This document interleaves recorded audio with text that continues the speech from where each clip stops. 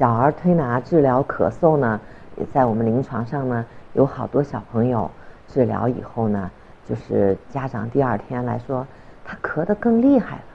这是为什么呢？因为引起咳嗽呢，主要是因为它有痰。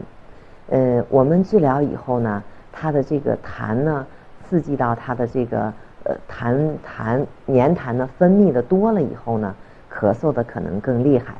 如果我们继续治疗呢，让它帮助它把这些痰排出去以后，咳嗽呢就会明显的减轻。这个是一种情况。还有一种呢，就是治疗完了以后呢，家长朋友配合的不是很好，孩子又受凉了，或者孩子又吃多了，它也会加重。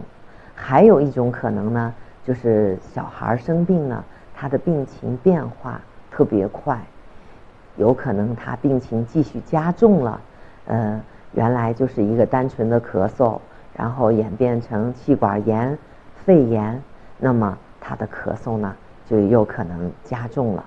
所以